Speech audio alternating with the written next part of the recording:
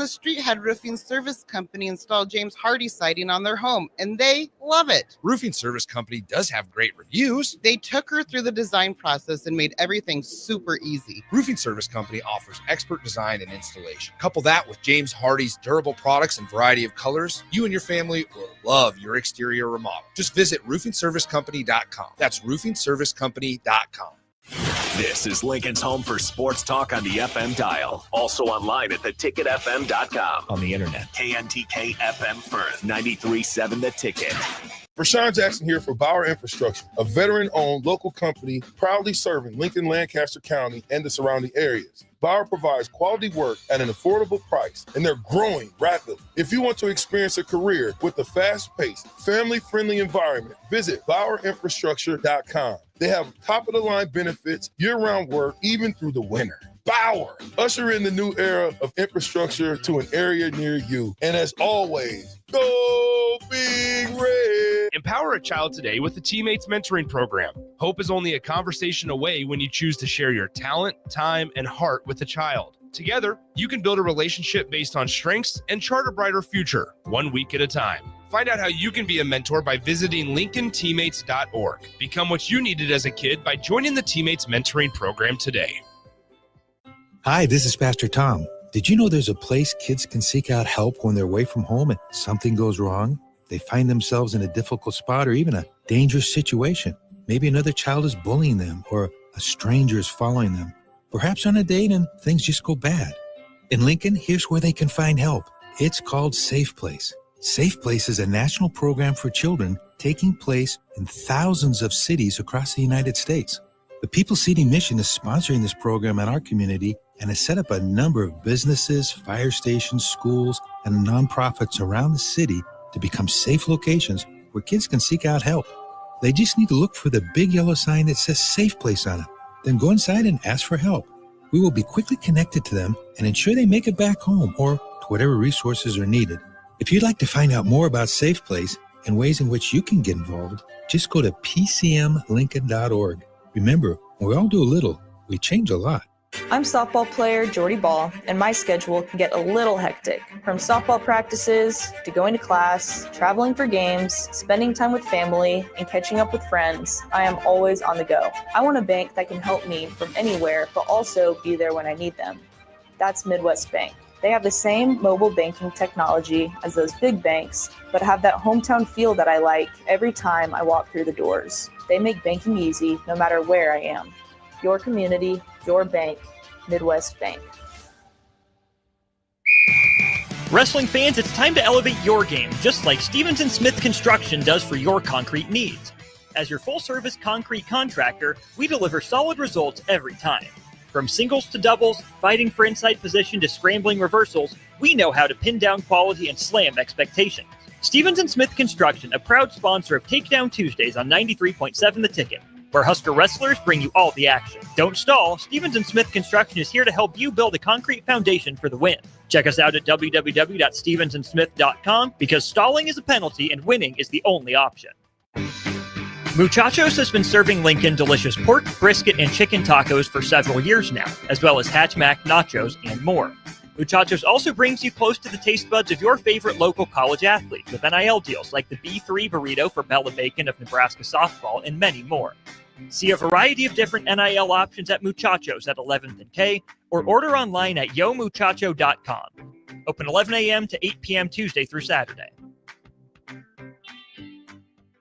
At Valentino's, we're on a mission for tradition. On every slice, for every bite. Golden baked crust, cooked to perfection every time.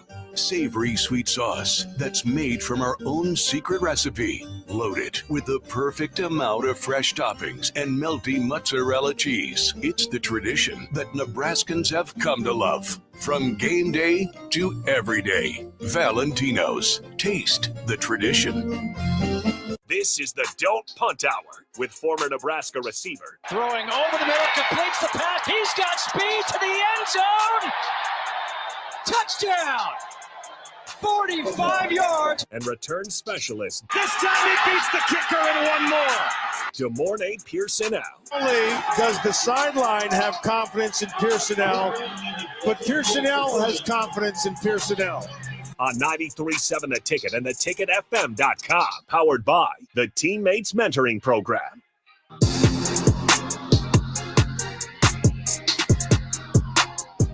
All right, welcome in. Don't Punt Hour. Harrison Arns on the ones and twos. We'll be joined by Des Moines Pierson-El shortly. But in the meantime, if you guys want to join in, 402-464-5685. That is the Starter Heyman text line. Facebook, YouTube, X, Allo, Channel 961. You can watch via the streams that way.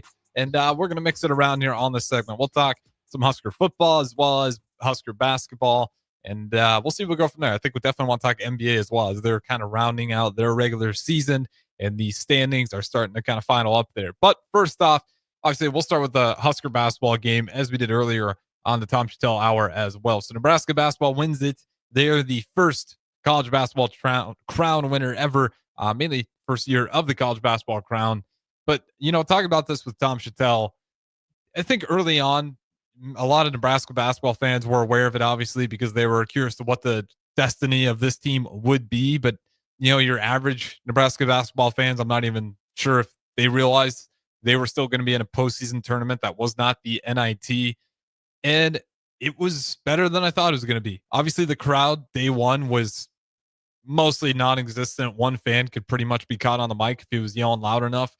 But as it went on, especially, again, Nebraska, you can pat yourselves on the back there a little bit. The fan base got really good as the days went on. Now, even in that last championship game, it was not packed out. There's probably hardly anybody in that second level. But it was still good to see that place actually fill up and have some excitement there. That, the NIT, having the home games there, you're going to imagine get some fan base. But there's a good amount of people there, especially on that last day, showing up to Vegas, supporting this team. And, the point I brought to Tom Chattel is, there was two potential endings to the season, and one sucked a lot more than what we saw at the college basketball crown. You could have ended the year playing Iowa at home, losing in a gut-wrenching way, losing in a way that's going to kick you out of the Big Ten tournament. Obviously, at that point in time, there's no hopes for going to the March Madness tournament, and you let your rival beat you on your home court and kick you out of the conference tournament. And obviously emotional for a guy like Juwan Gary, who that was potentially his very last game. And, tearing up a little bit normal, and then having Hawkeyes comfort him. I guess you can tip your cap to the Hawkeyes for that. But that could have been the end of the season right there. Instead, he got the end of the season as the MVP college basketball crown, which is a hell of a lot better than going out with a loss to Iowa at home and ending all basketball play, no chance of conference tournament play. And, at least for Nebraska, they had enough guys that stayed. They didn't hit the portal. Unlike Northwestern, they had enough guys that were healthy that didn't have to go season-ending surgeries. So Nebraska had an opportunity to continue playing postseason basketball. And yes, it was not March Madness, but it was something. And like I said, it's just a hell of a lot way better ending than it was to losing Iowa at home. But that being said, I do see the man himself, Des Moines Pierson-El, hopping in the stream here. Des Moines Pierson-El, bringing you in here on a Monday night. How's it going with yourself here? It's going pretty good, starting to feel better with this weather, but, Huskers got to win, so I'll take it. I'm in a better mood for a Monday. Yeah, much better mood. I mean, that's kind of what I was talking about before I plugged you in here anyways. They win. They beat UCF, Central Florida, for the college basketball crown. How big is it for you? And I should ask the first question. When the tournament started, how interested were you in it? I was a little bit interested. It was something new, something that you kind of got to see and feel out. But I think after the first couple of games, I was like, this is something unique. This is something different. It gives you more options other than, the NIT. Who doesn't want to go to Vegas on top of that? And the initiative of the more NIL money. I think, next year when things go down, a lot more teams will be, fighting or, will have more opportunity to get into that league. Yeah, I mean, for any of the Central Florida players, I don't know what their NIL looks like, but if you're one of those who chose to sat out or hit the portal, you're like, damn, that $100,000 split, I'm not getting any of it. You miss out on that money. And if you're in Nebraska, obviously, I think Raleigh Wooster's going to get the money. Like, he didn't choose not to play. He's going to get his. He still was actively part of that team. He was just out for injury. But for all the other guys, I think Boise State was pretty well intact, but Arizona State, that was a team that was pretty well disheveled. if they were to make any sort of run, like none of those guys would get paid. So they'd get to split 300 grand with 7 guys. So that'd be really nice if you're part of the Arizona State. But the problem is very unlikely you're going to make a run that deep with only 7 guys. So yeah, I hope this year will make teams a little bit more intrigued with sticking with their roster, even if they don't make March Madness, and just waiting to see like, okay, do we get a bid for the college basketball crown? Make a little bit more money there. If you're a fringe NBA guy, like you can't tell me Juwan Gary didn't get some eyes on him. Yeah, in that tournament. Like he played phenomenal every game. He had really decent stats on really good efficiency and good defense. Like wherever he was on the draft charts, he moved up. And Bryce Williams, he's definitely up there now. I mean, that's another tournament run. He just clean house. And by the way, single season scoring leader now at the University of Nebraska. Congratulations to him. That's huge. Yeah, so I mean, this is a lot of wins, and when you look at a guy like Juwan and Bryce, who certainly helped their stock out, a guy like Connor Sejan, who found his confidence, and a guy in Cale Jacobson, who found his role. That sounds like a lot of wins to me, and makes it all the more worthwhile. Most definitely. That was a well put game. I know they kind of slacked off a little bit in the second half, but they corrected things and it went the right way. Yeah, I will say it's kind of funny though, the way we beat UCF, the way this Nebraska basketball team has looked all year. I love this team. I love rooting for them, but it's like it took a 23-4 run for Nebraska to win that game. Like they were down, and then Nebraska just went on a crazy run, and you tip your cap because it was a hell of a run. And Connor Sejan was making some huge shots. The first one to bring it within 3 points, another one to bring it tied, another one to bring us up by 3. But it was like, man, we just constantly go on that roller coaster of not putting 4 quarters together, or 2 halves, I should say. And it was, good thing we won, because I would have ripped my hair out if we just pissed it away like that. These still would have got to split $100,000 and would have still thought it was definitely worth going if we didn't beat UCF. But it was just nuts how that took 23-4 run, like I said, and Nebraska basketball pulls away. Do you think more money will be put behind that tournament? Do you think next year's pot will be this, or will it increase? I think it'll increase, right? For sure. Me and Tom were talking about that. And that's why I mentioned the transfer guys. Like if that pot increases, I think the odds of those teams being not at full health is a lot less. And that's the invitational one, right? Like you can't decide, like they have to offer you to go and play in it, if I'm not mistaken, right? Yeah. And the thing with Fox Sports as well, it's like it's part of the deal, with some of these conferences where like Nebraska, even if they wanted to refuse, unless it was something like injuries or they didn't have enough people, they were playing it. Contract says you're playing if you get selected. Well, I mean, the good thing about Nebraska, they know fans are going to travel, and who doesn't want to go to Vegas? Like that's like it's the perfect storm. Like, and I'm not saying it's going to be a crazy wild number. I don't think it'll jump up to 1 million next year or anything like that. But you can see 500K. Yeah. You can see 550. You know what I mean for year 2, and I think once that has been displayed, like I said, you'll have other more competitive teams. Not to say that it wasn't competitive. I mean, it was a little sloppy at times throughout the whole thing, but you'll have, I feel like, more complete teams kind of like looking and watching out for that one. And then once you get in there, I mean, this could be a last big payday for, so some people go, why not go out with a bang and you in Vegas? Oh yeah. Especially if you're a walk-on. Like, I'm not going to the league. Give me that money. This is it for me. You can walk out with a paycheck. Yeah. I mean, I think it's easier to get people. Unfortunately, as most things in life, the answer is money. You throw more money into it, people are more interested. But I don't think it'd take a lot more money to add some more value to it, because UCF was missing a couple of their best players. Boise State was pretty intact. That's why I will say that was an impressive win for Nebraska. They led it pretty much the entire way. I think they might have led it the entire way. And Dagenhart was there. He was fully healthy for Boise State, and he was playing pretty good ball. But that was the most intact team I think they probably faced, and it was good to get that win. Same thing with Georgetown. They had a couple guys out as well. So, anything you can do to keep shoring up the college basketball crowd to get these teams invested. I don't think it'll take a ton of more money, and I definitely see it being possible, because I think this, it is a little bit similar to the NIT. NIT, I think you can make your way sometimes if you had a good fan base. because the way they pay for a lot of it, like the fan base, the ticket sales, like if you have a good crowd, you're going to probably get to go host one because your crowd's going to show up and pay those ticket prices and help fund this thing. NIT or not NIT, college basketball crowd might be a little similar where, you know, pick teams that are popular, teams that are people are actually going to go out there, show up. And I'll tell you one thing. People, fan bases that travel well and whatnot. Yeah. And Nebraska surely did. You think there's that many people that traveled or that many Husker fans in Vegas? Vegas. I feel like Husker has a ton of Vegas fans. I feel like it's both. Arizona is a huge hotspot for Husker fans, so I feel like if you're relatively anywhere on the West Coast, even if that's LA, if that's San Diego, I think like LA, I think might be like maybe 7 hours from Vegas. San Diego 6 hours from Vegas. Arizona's 3 hours from Vegas. So there's a lot of Husker fans in Vegas alone. Period. But I mean, the fact that it's in Vegas, like, I mean, and on the weekend, I mean, you're giving people an out. Like, so I think I would say 50-50 with people that were there and people that, you know, traveled. I mean, who doesn't want to go to Vegas for a weekend? Yeah. I mean, it's the location adds so much value to that tournament too. Like the fact that it's in Vegas, it also, well, I'm a little bit surprised to see some of the players. I mean, if you're a player, I understand you can leave early, but when you want to go to Vegas, even if you got to play a few more games, for sure. It's not going to hurt your draft stock. You might get some extra money.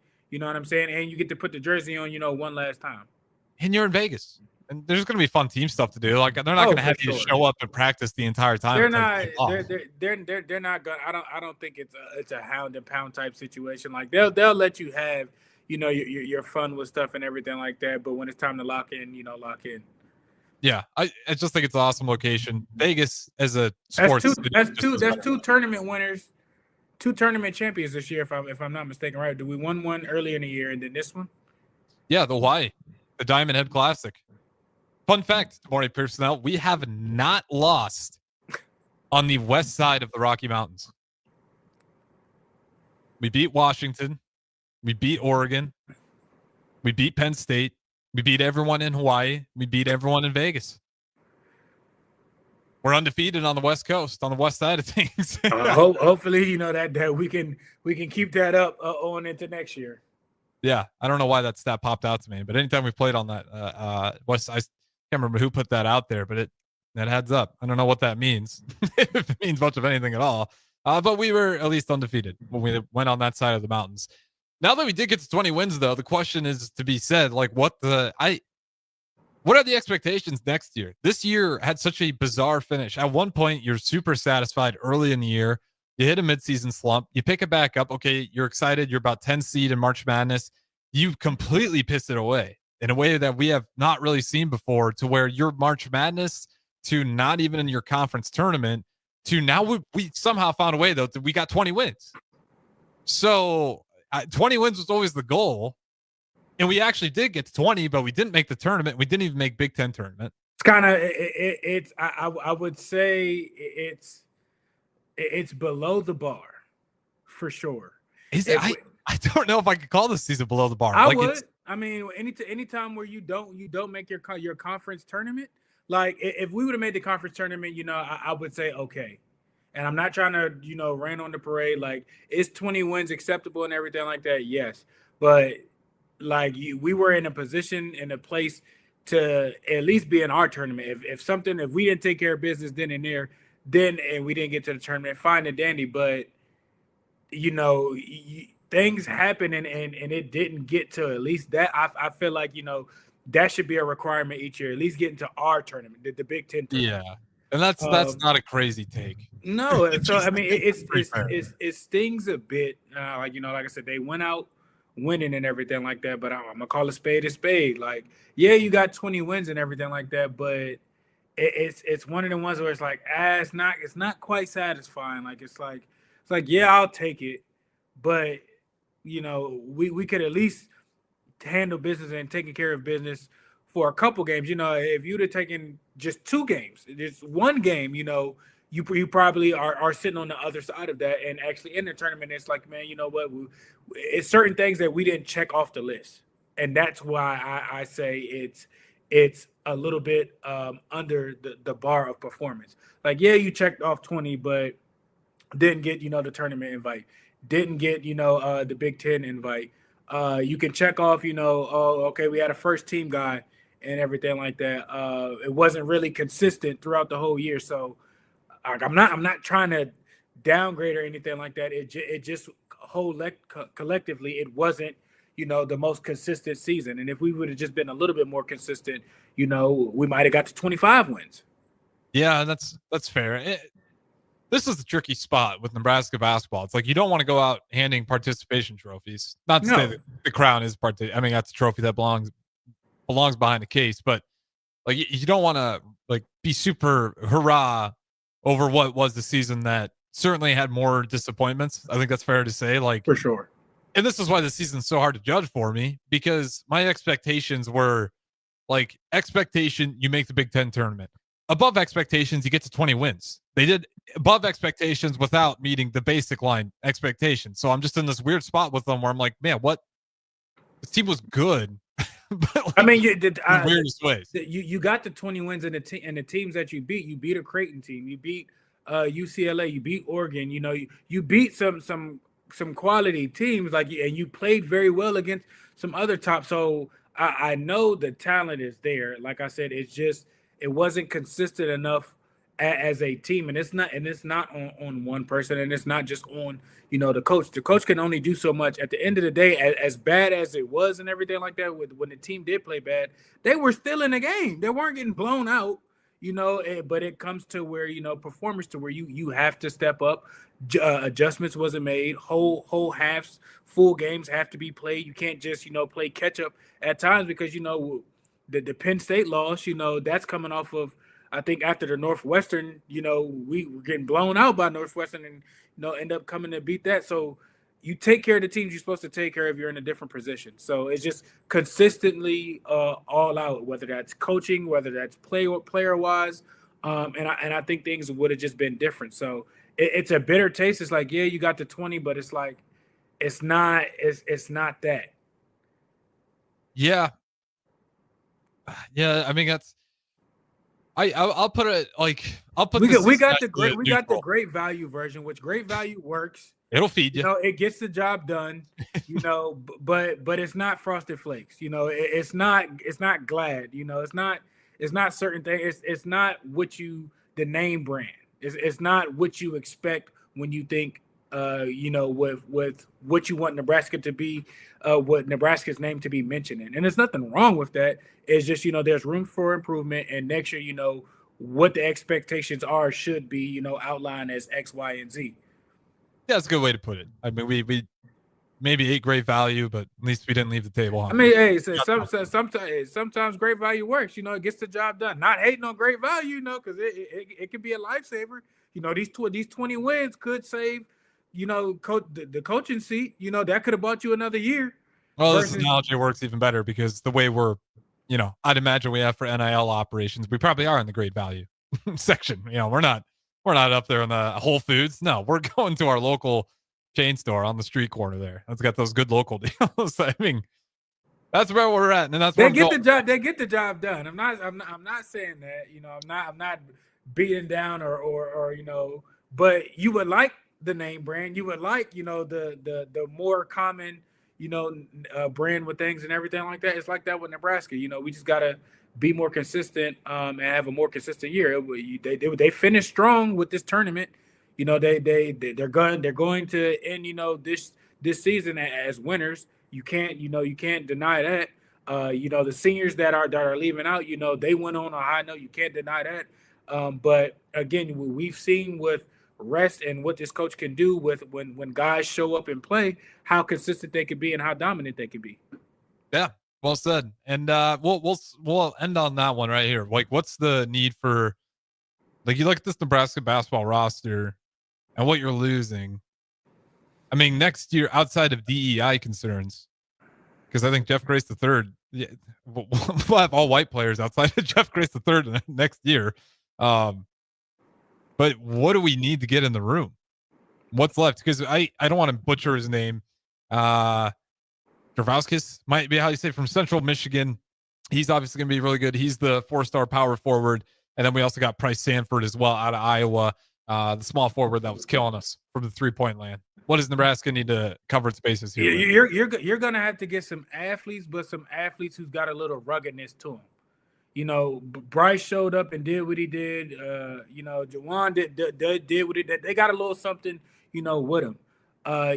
You're going to need that, especially playing in the Big Ten. You're going to play tough places. You're going to get against schools who, you know, have or can recruit good basketball. It's Illinois. You know, you can go to Chicago and, you know, your tier 3 player can still dominate over years and still turn into something. You know, Michigan State's gonna do what they're gonna do what they're gonna do.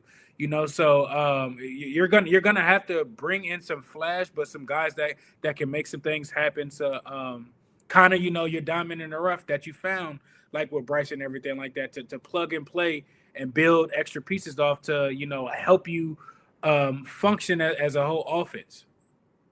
Yeah, and you know, one thing, Fred Hoiberg, I want to say he's pretty good in the portal. He did really well Iowa State back in the day, identifying good JUCO players that can make that next step. And that's how he kind of turned Iowa State into a powerhouse. And then I think, you know, when he first came to Nebraska, it's a little bit more of the same. We got some JUCO guys, changed a little bit, was struggling. But, you know, the biggest thing for me is, like, I don't know if Nebraska basketball has any real pipelines for recruiting. The same way that, you know, you hear football pipelines all the time. Nebraska basketball lately has been a lot living off of through the portal, and that's fine and all. But we do got to get better at recruiting. That part comes into being more consistent and being, you know, getting to the tournament. You got to be able to do those things to get to sell Nebraska. You know what I mean? Outside of the money, the next thing is just like, okay, well, do y'all win? Like, who wants to go play for a team that loses?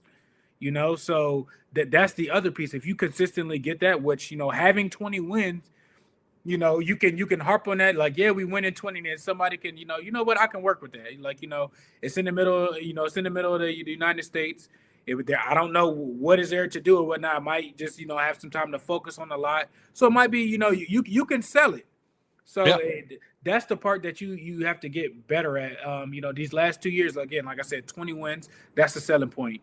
You know, we got extra NIL money, you know, because of this tournament. That's a selling point. You know, you could be a part of the history of, you know, getting the first win and you know, conference and tournament history for the school. You know, so there's a lot of selling points that you can get, but you just kind of got to get kids out here to see kind of what it is. Because a lot of people, you know, don't know or don't think of things in a way until, like, you get here and you see the facilities, you see all the amenities and everything like that, to where now, okay, you might go to, you know, another basketball school, you know, Marquette and everything like that. Marquette don't got some of the stuff we got.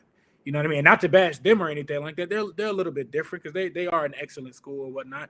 Mm-hmm. But it's some things that, you know, that Nebraska for on the basketball side that can compete, you know, with some of these other schools nationwide, the Dukes, the North Carolinas, the UConns, you know, they can compete with, you know, the rehab and, you know, the recovery stuff and everything like that. So it's not far off. You just got to get the right players in here to help change things around. Yeah, and, you know, 20-plus wins helps. You end the season with 21. That's a hell of a lot better than ending it below 20. So, yeah, you know, for Nebraska basketball, I just think the more Fred Hoiberg stacks together these plus win seasons, the easier it's going to get for him. And I think when it comes offensively, I think he's a great coach. And then what Nate Lenzer does on defense, there's times where I think his biggest problem has been recruiting. You know, I never doubt that Hoiberg doesn't know how to install an offense. He'll get one. Yep, he'll definitely get one. And well, hell, we saw Cale Jacobson too. I mean, turn into a player. You had the kid that got drafted to Charlotte in the second round. Just think if he would have stayed 2 years. Oh, McGowan's? Yeah. Yeah, just think if he would have stayed 2 years. You know, like what that could have brought. You know, he's a kid from the East Coast, or I think he's from the East Coast if I'm not mistaken. Yeah, he's an East Coast kid. He's a kid from the East Coast, you know. People are more exposed to that. They can talk to him. He can attest to certain things and everything like that. It is different from just hearing it from the coach. Yeah, now there's a few of those guys. Isaiah Roby, Delano Banton, Bryce McGowan's. Shout out Bryce Williams. I mean, he'll definitely get his opportunity as long as he stays healthy. So, might be another guy we can point to in the league. With that being said, though, any final thoughts on Husker Hoops as they finally end the year, but they do so with a win? There's only 3 teams that can really say that outside of weird situations where maybe they want the confidence. But just congratulations on finishing the season strong, regardless of however they look. Take your wins when you can get your wins, and that was definitely a huge one. Yeah, and enjoy the money. I mean, hey, of course, you earned it. What would that be? About 300? I'd have to look how many players actually played in that. But that's a decent amount of change and well deserved. It was a fun tournament, much more fun than I think I originally even thought it was going to be. But once again, shout out the Huskers and shout out Bryce Williams, single season scoring leader in Nebraska basketball program history. With that being said, we'll throw it to break here. Segment 2 coming up. Don't punt hour. Don't go anywhere. Harrison Arns, the morning Pierson-El. We'll talk to you on the other side. Imagine a healthier, more active, physically fit version of yourself. If you've been putting off getting into shape, now is the time with the Farrell's Extreme Body Shaping 10-Week Challenge. Our program combines kickboxing, strength training, and nutrition coaching to help you achieve your fitness goals. And ticket listeners, you can get $150 off your enrollment. The next 10-week challenge begins on April 12th. You can get all the info at fxblincoln.com. Don't wait any longer. Farrell's Extreme Body Shaping at 40th and Yankee Hill and 70th and Vine. Rashawn Jackson here for Bauer Infrastructure, a veteran-owned local company proudly serving Lincoln, Lancaster County, and the surrounding areas. Bauer provides quality work at an affordable price, and they're growing rapidly. If you want to experience a career with a fast-paced, family-friendly environment, visit BauerInfrastructure.com. They have top-of-the-line benefits, year-round work, even through the winter. Bauer, usher in the new era of infrastructure to an area near you. And as always, go Big Red! I'm softball player Jordy Ball, and my schedule can get a little hectic. From softball practices to going to class, traveling for games, spending time with family, and catching up with friends, I am always on the go. I want a bank that can help me from anywhere, but also be there when I need them. That's Midwest Bank. They have the same mobile banking technology as those big banks, but have that hometown feel that I like every time I walk through the doors. They make banking easy no matter where I am. Your community, your bank, Midwest Bank. Hey volleybalfans, this is Laura Dijkema, national player of the Netherlands and now the setter on Omaha's newest professional team, Love Omaha Volleyball. League volleyball is bringing the heat this year. Don't miss your chance to see Olympians, national players and national champions right here in Omaha from now through April. We can't wait to see you cheering for us in the stands. Visit lovboma.com to buy single match tickets to see me and Love Omaha Volleyball in action. Go Big Green! Ever wish you had another light switch on the other side of the room on a dark night? How much better would you sleep at night if you had a ceiling fan in your room? The High Electric Service Department is here to make your electrical what-ifs a reality. Whether you're looking to replace some outdated light fixtures or brighten up your counters with under-cabinet lighting, High Electric can handle all types of residential electrical installations and services. Give Erica a call today at 402-466-6606 or visit high-electric.com to get started. Tailored Landscapes is actively preparing for spring. Things like new tree orders, getting equipment ready, and training staff to serve you the best they can. If you haven't already planned, now is the perfect time to figure out a maintenance plan for your yard. Tailored Landscapes is on the brink of spring cleanups for all their existing customers, and they have limited spots available. They trim trees and shrubs when needed and only mulch proper amounts. Give Tailored Landscapes a call at 402-432-2572 to set up a meeting with one of their designers and stop by the Tailored Life store in Bennett. Mike, I've been thinking our house could really use a makeover. How about new siding? I've been thinking the same thing. Have you heard of James Hardy? Yes! Sarah down the street had Roofing Service Company install James Hardy siding on their home, and they love it. Roofing Service Company does have great reviews. They took her through the design process and made everything super easy. Roofing Service Company offers expert design and installation. Couple that with James Hardy's durable products and variety of colors, you and your family will love your exterior remodel. Just visit roofingservicecompany.com. That's roofingservicecompany.com. Muchachos has been serving Lincoln delicious pork, brisket, and chicken tacos for several years now, as well as Hatch Mac nachos and more. Muchachos also brings you close to the taste buds of your favorite local college athletes with NIL deals like the B3 burrito for Bella Bacon of Nebraska softball and many more.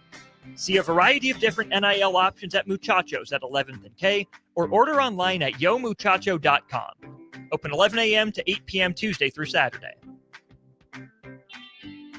Early break. How to present the card. Present your credit card or your debit card. And you're presenting generally At first, debit. when you said that, I thought you were talking about your business card. And I go, so you're giving them your business card. Thank you. And I'm Steve Sipple from On3. And if you need to log in, do that. You will get an occasional, like with Steve Sipple, Jake Sorensen, and Bill Bush from 6 to 9 every weekday morning on 93.7 The Ticket and theticketfm.com. Wrestling fans, it's time to elevate your game, just like Stevens & Smith Construction does for your concrete needs. As your full-service concrete contractor, we deliver solid results every time. From singles to doubles, fighting for inside position to scrambling reversals, we know how to pin down quality and slam expectations. Stevens & Smith Construction, a proud sponsor of Takedown Tuesdays on 93.7 The Ticket, where Husker wrestlers bring you all the action. Don't stall. Stevens & Smith Construction is here to help you build a concrete foundation for the win. Check us out at www.stevensandsmith.com because stalling is a penalty and winning is the only option. Empower a child today with the Teammates Mentoring Program. Hope is only a conversation away when you choose to share your talent, time, and heart with a child. Together, you can build a relationship based on strengths and chart a brighter future, 1 week at a time. Find out how you can be a mentor by visiting LincolnTeammates.org. Become what you needed as a kid by joining the Teammates Mentoring Program today.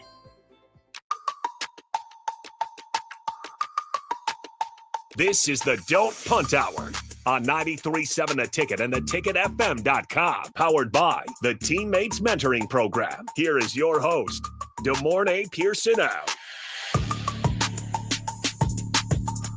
All right, welcome back in at Don't Punt Hour, segment number 2. In the morning, Pierson-El, we're going to talk about an absolute debacle going on with the NBA playoffs right now. The NBA West is insane right loaded. now. It's ridiculous. There's a lot of situations out there that just there's a lot going on. Like, for instance, so there's 4 games left. Or excuse me, 4 games left for the 3rd seed Lakers. And with those 4 games, they could slide all the way to 2. Well, they're the 3 seed. They could slide all the way to the 8 to... Yeah, they could slide all the way to the 8. Oh, you're talking about slide down? Yeah, slide down. Like, there's all this time for these teams. You could also somehow finish with... If I'm doing this right, how many games let me look at how many games they have left. You could also finish, I'm pretty sure, with a massive tie. If all these teams won through, you could have 4 through 8 all end with the exact same record. You could have every single one of those teams finish with the exact same record. It's just unreal how close the West is. So for all those listening in the car, let me just give these numbers out here. We won't even count the play-in teams, but they're only a couple games off too. So at the 8th seed, you have the Grizzlies, 46-32. At the 7th seed, you have the Timberwolves, 46-32. At the 6th seed, you have the Warriors, 46-32. At the 5th seed, you have the Clippers, 46-32. And at the 4th seed, you have the Nuggets, 47-32. You have 5 through 8, all with the exact same record. And then the 9 seed Kings are woefully away, 8 games below. But 5 through 8 all have the same record, and the Nuggets at the 4th seed are only 1 spot above them. I know the West is close, but this is the closest I think I've ever seen it. Yeah, that's crazy. Hopefully it doesn't pan out to where you got multiple tied teams, and because I don't even know how you would go. Do you coin flip it? Do you put names in a hat? Is there something in place to kind of cancel it out? Like, you ever see the scenes where you get the red string and the pictures in the wall and you just start connecting it? That's how you got to do this one. I mean, you're looking for tiebreakers. You might have to start doing like strength of schedule to figure this one out. It's there's going to be a way to do it, obviously, but I mean, it's getting to the point to where when the regular season ends, they're going to have to bring out a big old stat sheet and track it down as to who's got the tiebreakers. Okay, does this tiebreaker cancel out these guys? Like, it's a mess. I can't even give you the proper rundown words to tell you how it's going to go down, because that's going to go down in a 100-page Excel spreadsheet. This thing's going to be a nightmare to figure out. And then you go over to the East. East is done. They got to do the 10th seed. They got it pretty much everything figured out, just cut and dry for you. I mean, that's just the dominance. I mean, it's more superstars on, or not just superstars, but I mean the better teams are on that side. I mean, we said that whoever comes out of the East, you got pretty much maybe one series that really might, run you. If that's Cleveland, or even if it's Boston, each other, might cancel each other out. We'll see how New York pans out with things or whatnot. But you got one hard series, like whoever's on the West side, if you're 4, if you're 5 or 6, you got to go through a gauntlet. Well, and that's just the worst part. If you're like a team like the Rockets, it's like you've done so well this year. You're the 2 seed. You got a really young cast, and it's like nobody still really talks about you guys because you're in the West. Like you put those guys in the East, like they're chasing Boston. Yeah, they're chasing Boston. We're talking about the Rockets as the team that's potentially going to upset the Celtics, and like again, nothing against the New York Knicks or the Cavaliers, but they're number 2 in the West. With all that stacked in the West, they're number 2. So I can only imagine what they would be in the East. Yeah, and like a team like the Pistons, nothing but respect for the Pistons, but you're not 43 and 35 if you play in the West. No, like you do the stats every year. I think. Well, let me pull it up real quick. It's always fun to look at the Western Conference record versus the Eastern Conference record. But give me a year where you thought the Eastern Conference was strong, like the strongest it's been in the past 20 years. Is there a moment? I mean, you would probably have to go back. I mean, it was stronger than what it is now when, Paul Pierce and Ray Allen were all Celtics. You had Melo in New York. Who was in Philly? I'm trying to think who was in Philly around that time. What year is this? I can't tell you a year. I would say around 08, 09, somewhere in there, because I want to say the Celtics before this last one was probably before LeBron left to go to Miami. You had Hedo Turkoglu in Orlando with Dwight Howard. John Wall was still in DC. That's when I would say that the East was at its strong. You had D Rose in Chicago. You had some quality people out there playing. Yeah, and Philly in that era, they were all right. They were about 500. They finished the 08 year in particular 500, 41-41, and they didn't really have any names that you really remember. They had Andre Iguodala at Philly at that time. He was probably one. I wanted to say that, but I wasn't 100% sure. Yeah, they had Andre. I'm not sure what year he would have been at that point, but out of Arizona. That was probably. I don't know. I think Allen Iverson probably would have been gone. He was gone. Yep. AI was out of there. The Wizards was a strong team back then. Andre Blatch, Caron Butler, Antoine Jameson, like they had a strong team. It wasn't anything crazy. I would say that would probably be like when the East was the strongest. Paul George probably wasn't in college or wasn't in the pros at that point in time, but he wasn't too far behind. Yeah, and then he'd be man, what year did he become a Pacer? I'd have to find out, but he was not quite there. Around 14, 15 maybe. Yeah, and then the Pacers got good because they got Roy Hibbert and Paul George, and those two were. Roy Hibbert will always go down as like one of the guys I just remember for no reason. But he was the Roy Hibbert years. He was a menace. He was for sure. I think that might have been one of the few guys LeBron James was actually worried about in the playoffs. It was like Roy Hibbert getting through the Pacers. The Pacers wasn't easy. Yeah. And this version of LeBron James is still really good, but he was the ultimate just go downhill at the rim, and he didn't quite have the outside game. So like Roy Hibbert was actually posing a problem to that. And he's like, I don't. Roy Hibbert's going to be a big guy to deal with. And in that era of basketball, you could still throw some arms. You weren't getting constantly called for arm bars and stuff like that. So you could be a little more physical. But yeah, I just want to bring that up because the NBA right now it's just the most like closeness we've seen throughout the league in a long time. Because even when you get to the MVP race, as we've talked about 100 times already, like you get between Shea and Jokic, and both those guys are any other year clear winners of the MVP. But this year they're both having unreal years, and then it just adds up because you look at all these teams and I don't feel good about any of these teams in the West anymore. I like the Nuggets, but as soon as Jokic steps off the court, they stink. They just do. They're about 30 points worse offensively. The Lakers, I don't know. Also, fun Would fact, you say the Lakers are playing better without LeBron? Like when he was away, like they looked a little bit more consistent. They looked a little bit more free rangey to kind of let things go and be creative instead of having a ball dominant or just a dominant figure like LeBron in there to where you still have to kind of make sure he touches the ball. I don't know if they looked. It looked simpler because when you got Luka on the team, it's like, yeah, that's your ball dominant guy. I think they're still figuring out what it looks like when LeBron and him are on the court.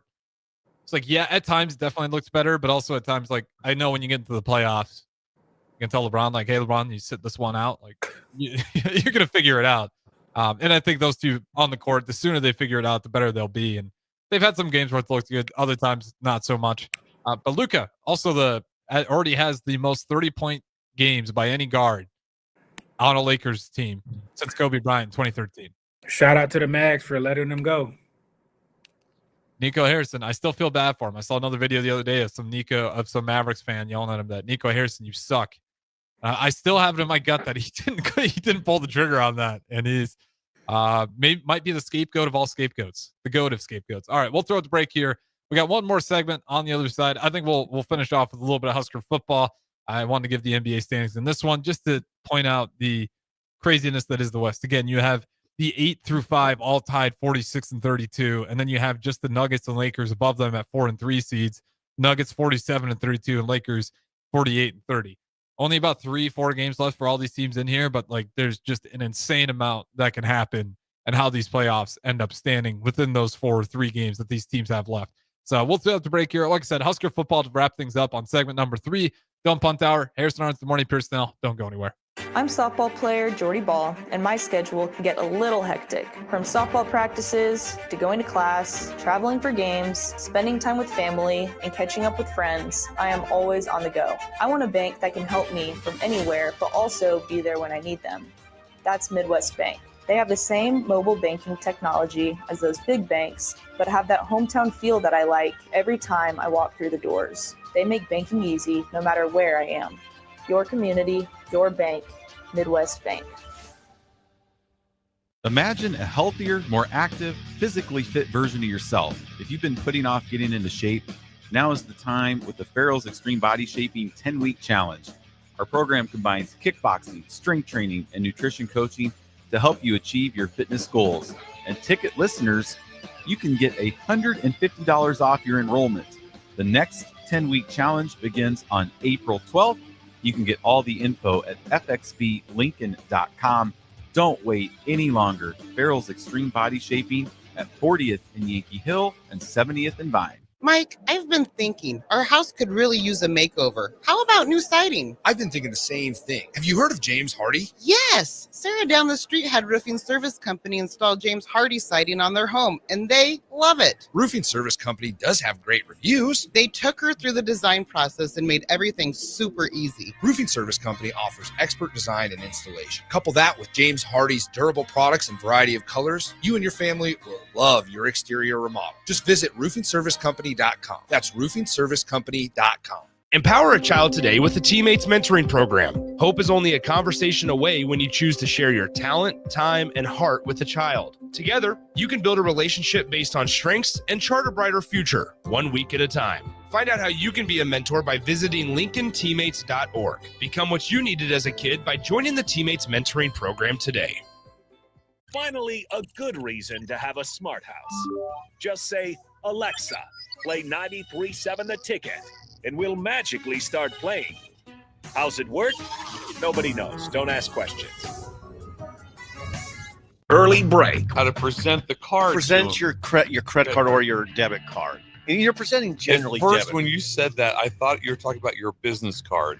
And I go, so you're giving them your business card. Oh, Thank you. And I'm Steve Sipple from On3. And No. if you need to log in, do that. You will get an occasional like With Steve Sipple, Jake Sorensen, and Bill Bush from 6 to 9 every weekday morning on 93.7 The Ticket and theticketfm.com. This is the Don't Punt Hour on 93.7 The Ticket and theticketfm.com. Powered by the Teammates Mentoring Program. Here is your host, DeMornay Pierson-El.